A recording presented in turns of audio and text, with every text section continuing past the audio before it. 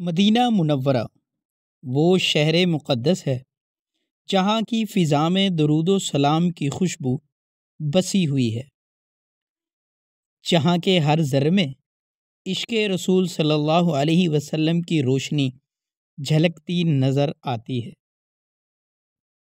یہ وہی سرزمین ہے جہاں نبی آخر الزمان صلی اللہ علیہ وسلم نے اسلام کی بنیاد کو مضبوط کیا، جہاں سے علم، محبت اور عدل کی کرنیں ساری دنیا میں پھیل گئیں۔ لیکن اس مقدس شہر میں ایک سوال دلوں کو جھنجھوڑ دیتا ہے۔ وہ سوال ہے کہ مسجد نبوی صلی اللہ علیہ وسلم، اس مسجد کی زمین کی قیمت کس نے ادا کی؟ وہ مسجد جو آج ایمان کی علامت ہے، جہاں ہر لمحہ لاکھوں لوگ نماز ادا کرتے ہیں، اس کی ابتدا کیسے ہوئی؟ آئیے تاریخ کے اوراق کھولتے ہیں۔ جب رسول اکرم صلی اللہ علیہ وسلم ہجرت فرما کر مدینہ پہنچے تو اہل ایمان کے دلوں میں خوشی کی انتہا نہ رہی۔ ہر کوئی چاہتا تھا کہ رسول اللہ صلی اللہ علیہ وسلم اس کے گھر میں قیام فرمائیں، مگر آپ صلی اللہ علیہ وسلم نے سب کو ایک اصولی بات فرما دی: میری اونٹنی کو چھوڑ دو، یہ اللہ کے حکم سے جہاں بیٹھے گی وہی میری قیام گاہ ہوگا۔ چنانچہ آپ صلی اللہ علیہ وسلم کی اونٹنی قصوہ مدینہ کے گلیوں سے گزرتی ہوئی ایک کھلی زمین پر جا کر بیٹھ گئی۔ یہ زمین دو یتیم بچوں سہل اور سہیل کی ملکیت تھی، جو قبیلہ بنو نجار سے تعلق رکھتے تھے۔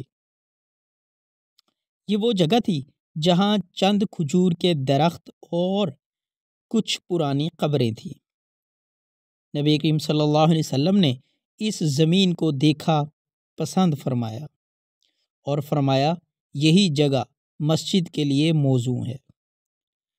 بچوں کے سرپرست اور نبی اقدس صلی اللہ علیہ وسلم کے قریبی صحابی اسد بن زرارہ رضی اللہ تعالیٰ عنہ فوراً عرض گزار ہوئے: یا رسول اللہ صلی اللہ علیہ وسلم، یہ زمین ہم آپ کو تحفے میں پیش کرتے ہیں، لیکن اللہ کے نبی صلی اللہ علیہ وسلم نے فرمایا: میں کسی کی چیز بغیر قیمت کے نہیں لوں گا۔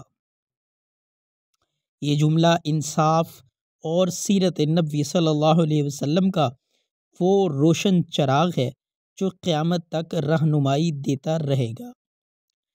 آپ صلی اللہ علیہ وسلم چاہتے تھے کہ اسلام کے پہلے مرکز کی بنیاد احسان پر نہیں بلکہ عدل اور حق پر رکھی جائے۔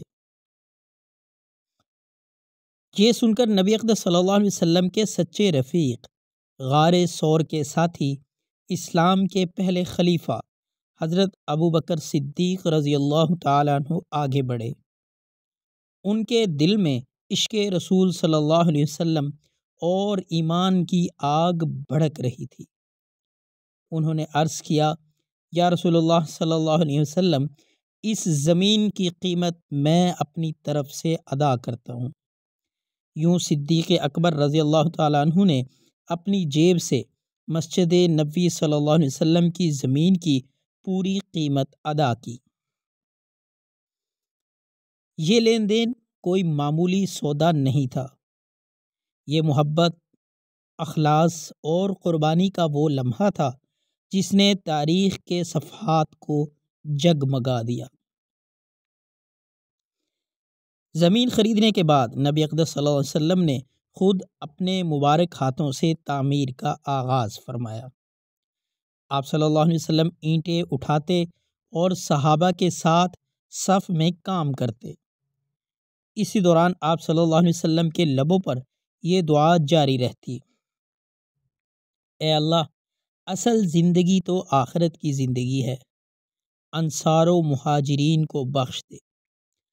مسجد کی دیواریں کچی اینٹوں کی تھیں، چھت کھجور کی شاخوں سے اور ستون کھجور کے تنوں سے بنے، فرش پر ریت بچھائی گئی، یہ سادگی ہی دراصل اس عظمت کی بنیاد تھی جو صدیوں تک باقی رہنے والی تھی۔ اسی مسجد میں قرآن کی آیات نازل ہوئیں۔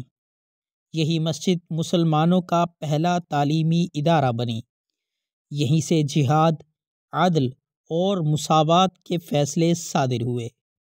نبی اکرم صلی اللہ علیہ وسلم نے فرمایا، میری اس مسجد میں ایک نماز دوسری مساجد کی 1000 نمازوں سے افضل ہے۔ یہ وہی جگہ ہے جہاں آج بھی صدیوں کے بعد ہر دل عقیدت سے جھکتا ہے، جہاں نبی اکرم صلی اللہ علیہ وسلم، ابوبکر صدیق اور عمر فاروق رضی اللہ تعالیٰ عنہ کی قبریں موجود ہیں، اور جہاں کا ہر لمحہ عبادت، ہر سانس ذکر بن جاتا ہے۔ مسجد نبوی صلی اللہ علیہ وسلم کی زمین کی قیمت حضرت ابوبکر صدیق رضی اللہ تعالیٰ عنہ نے ادا کی، اور یہی قربانی دراصل اسلام کی بنیاد کا پہلا اینٹ بنی۔ یہ مسجد صرف اینٹوں اور ستونوں کی عمارت نہیں، بلکہ محبت رسول صلی اللہ علیہ وسلم، صداقت، عدل اور ایثار کی علامت ہے۔ اسلامی تاریخ کے اس واقعے سے ہمیں یہ سبق ملتا ہے کہ جب نیت خالص ہو تو چھوٹی سی قربانی بھی ہمیشہ کے لیے امر ہو جاتی ہے۔ آج جب ہم مسجد نبوی صلی اللہ علیہ وسلم کے سبز گنبد کو دیکھتے ہیں تو ہمیں یاد رکھنا چاہیے کہ اس گنبد کی بنیاد میں ایک نبی کا عدل اور ایک صدیق کا عشق چھپا ہوا ہے۔ یہی وہ حقیقت ہے جو اسلام کو مضبوط اور ایمان کو زندہ رکھتی ہے۔ دوستو، امید کرتا ہوں آج کی ویڈیو بھی آپ کو پسند آئی ہوگی۔ آپ سے درخواست ہے چینل کو سبسکرائب کر لیں اور بیل آئیکن کو پریس کر دیں۔ والسلام۔